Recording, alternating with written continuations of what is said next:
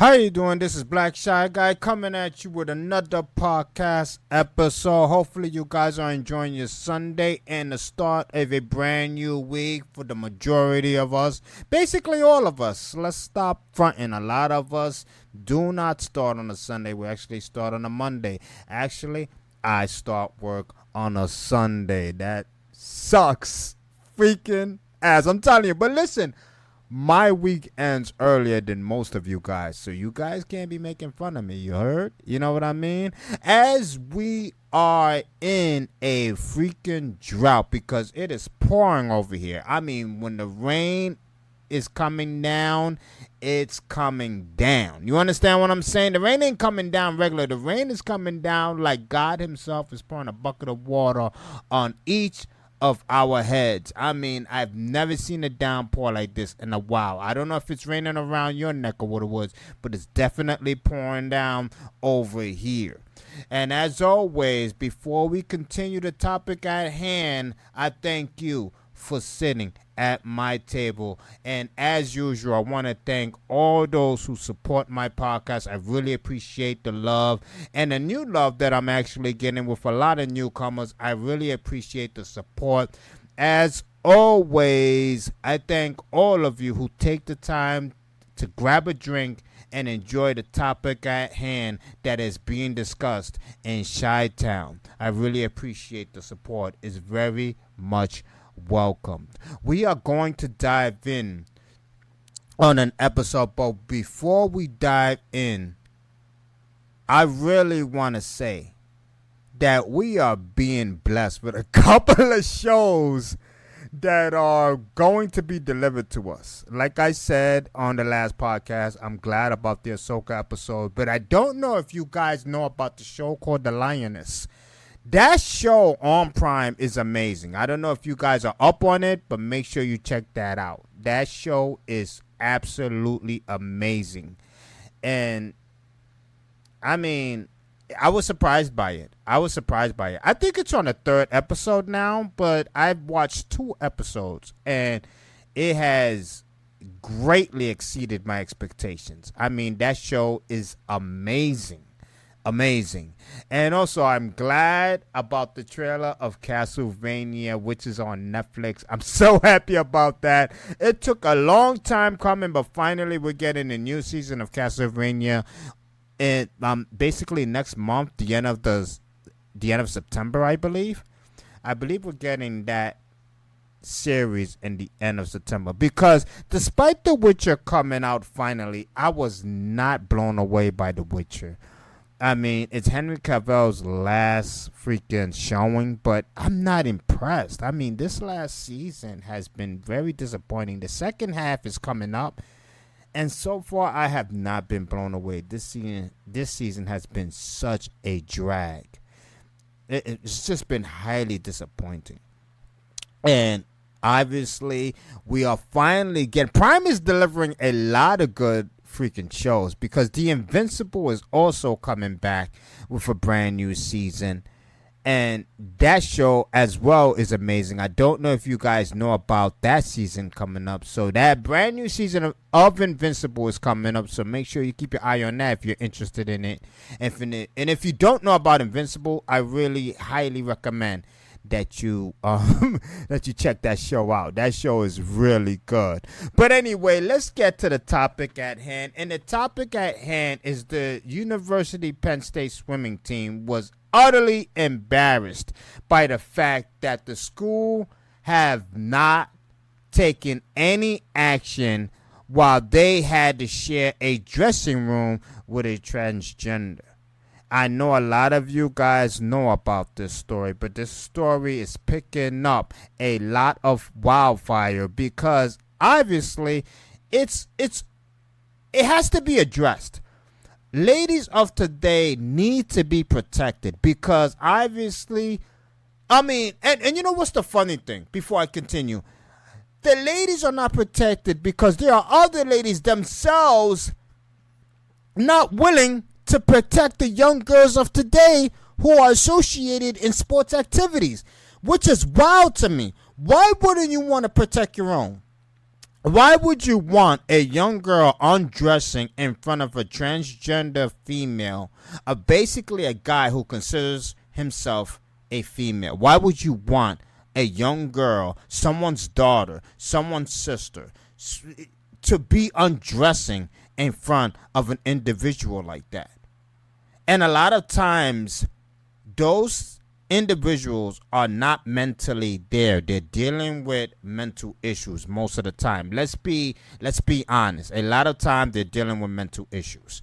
There was a young lady recently who basically expressed her experience undressing in front of Leah Thomas, a lady in the UPenn swimming team, expressing her horrific experience undressing in front of this individual. And if you don't know about Leah Thomas was on the swimming team, and I didn't even know that they undressed that many times in front of Leah Thomas, which is utterly horrific to even think about. Because if that was my daughter having to deal with a situation like that, undressing in front of a trans female, I would have been livid, and I'm sure a lot of parents was livid to hear about that experience. But let me introduce to you her experience while she expresses in detail what transpired. Formerly Will, had personal best times in every freestyle event that were faster than the women's world records. Once the season began, Thomas was leading the country in multiple events while only placing in the top 500 in those events on the men's team. Leah Thomas has only placed the top 500 when she competed in the males division in the swim team. Imagine that, right? Imagine that. And all of a sudden, joining the women's swim team and being the top 3. Basically, number 1. She won the majority of the competition. It's utterly embarrassing. That's how you know how superior men are to ladies when it comes to sports.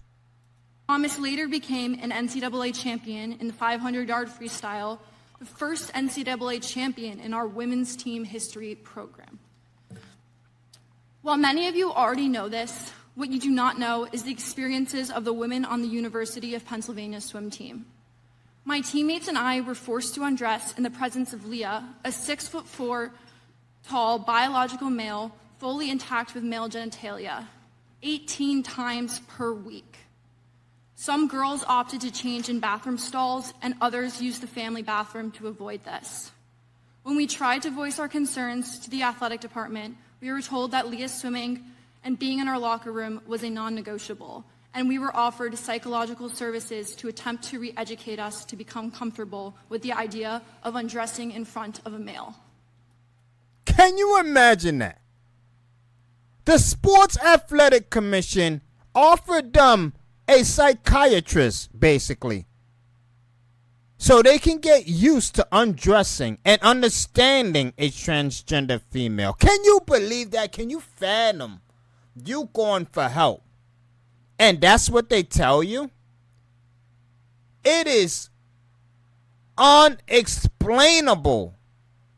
Why would they take that route when a female, a young girl, expresses their concern? And the fact that they had to go and undress somewhere else instead of the girls' locker room because of the fact that a transgender female was allowed to dress in their locker room is a disgrace to UPenn. A disgrace. I can't fathom what these girls went through. Obviously, I will never understand the experience, the horrific experience that they went through. But the fact that a lot of ladies themselves, and if there was any ladies in the Sports Athletic Commission, they should be ashamed of themselves. They should be ashamed of themselves. Because I'm sure they would not have been comfortable undressing in front of a full-grown male with male genitalia in their locker room. They would not have been comfortable with that. A full-grown man with full blown male genitalia intact, declaring himself to be a woman, undressing comfortably in front of young girls. Can you imagine that? And for the fact that the Athletic Commission excuse, basically their sort of reasoning to offer a psychiatrist to these young girls so they can get over their dramatic experience, instead of doing something much more logical, as in giving Leah Thomas a different dressing room to get dressed in until matters are much more appropriately addressed. They couldn't even do that. They couldn't do that. I don't know where this country is going, and I don't even want to fathom where it might go. But, and I know this is a very touchy subject to many, because when it comes to the presidential election, a lot of people don't want to talk about it. A lot of people don't even want to touch the subject, and a lot of friends and a lot of enemies are developed because of this subject. Because, as you know, a lot of people who vote for Trump develop enemies, and they lose friendships, and a lot of people who vote for Biden, they go through the same thing. Even though I can't fathom why would you want Biden to win in this next presidential election, for the simple fact that the man is the man is not cognitive. He's not active. He's not all there. I don't know what that man is going through. I don't know what that man is going through. I can't fathom what that man is going through, because he just doesn't seem like he's all there. But Megyn Kelly was just in an interview with Ron DeSantis. And I will link that interview into the description of this podcast, so you can go watch that interview yourself. It was a very interesting interview. I found it very insightful. It made me learn much more of Ron DeSantis. And I know there's a situation going on with Ron DeSantis when it comes to the education of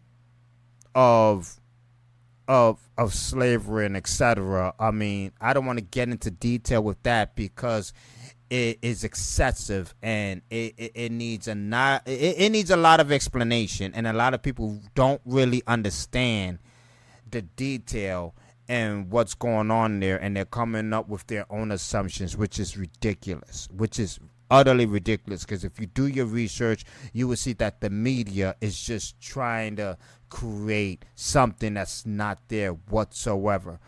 But Ron DeSantis was in an interview with Megyn Kelly, and it was so interesting to watch. It was interesting to watch. And he was asked about what he's going to do about this situation. And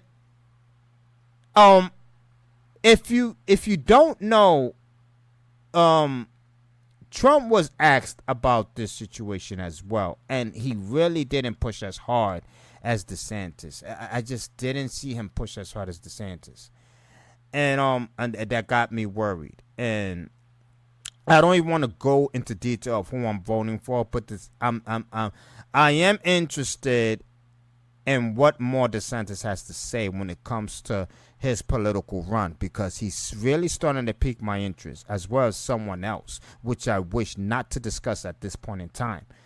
But when Megyn Kelly asked him this, because once again, this interview was very interesting. Megyn Kelly gave a lot of pushback. She was very direct in what she did not like about how DeSantis handled certain situations when it came to some political controversy with Mulvaney. And I really like DeSantis' response towards it. I really recommend that you take a look at this interview and ingest what you need to ingest coming out of this interview when it comes to the conclusion of what you think about Ron DeSantis. But let's continue on with the question. Megyn Kelly proceeds to ask him about what he's willing to do about young girls in sports dealing with trans situation. Let's move on. What's your plan to protect women and girls from men who claim they are trans trying to get into our spaces and our sports? Well, in Florida, we've done all of that. So girls' sports, women's sports is protected. Men can't be injecting themselves into those competitions. It takes away opportunities for girls and for women athletes. And we did that years ago here as governor. We've also protected the locker rooms and the bathrooms so that men are not going into women's, very sensitive places. And I think that should be, the rule, period. We will look within the constitutional authority of the federal government. We'll look to do the same for women's sports and those issues nationally. Title IX? Yeah, I think so. There was an ad recently released that was controversial online. That is so interesting to hear. And I'm really happy to hear that he's willing to push forward what he started in Florida when it comes to protecting young girls and women's sports, when it comes to protecting young girls and their spaces, and the fact that opportunities are taken away from young girls who have worked hard in their sport to become the best, only to be taken away from a transgender female who considers themselves a female and proceeds to participate in these sports and takes away the opportunities that these young girls worked hard for easily, because they can easily win the first place spot in whatever sport these transgender females participate in. There's no way these young girls have a chance to beat them. There's no way. So opportunities are taken away from these young girls. Scholarships are taken away from these young girls. So I don't understand how these transgender females are allowed to participate in these sports. I don't understand how they are allowed to continuously participate not only in the sports but to also invade the spaces of these young girls when it comes to undressing in the locker room. I will never understand that. And DeSantis, if he continues to preach certain political topics like this, and also the topic of what Megyn Kelly proceeds to question him about after this question was asked, which I really recommend that you take a look at this full interview for yourself so you can see the full detail of what was asked to DeSantis. And this is also part one of the interview because, like I said, I really enjoyed the interview. I recommend that you take a look at this. And what do you think about girls participating in sports when it comes to trans and female spaces? I would really like to know what you think. This podcast episode will be transferred onto my YouTube, so you can leave your comments there. I would like to hear what you think. And as always, you can support my podcast. There is a link in the description on my RSS feed where donations can be sent. Obviously, it will basically help the show out. Anything is accepted, and as always, I really do appreciate your support. You can also find me on Instagram, and you can also find me on Spotify as well as TikTok. All right, I'll be putting a little small clip of each podcast episode on TikTok, so you can find me on TikTok as well. I'm going to eat some oatmeal, you know what I mean? So as always, I thank you for sitting at my table. I'm out of here. Peace. Arch criminal who must be put away. Another innocent victim of suicidal maniac.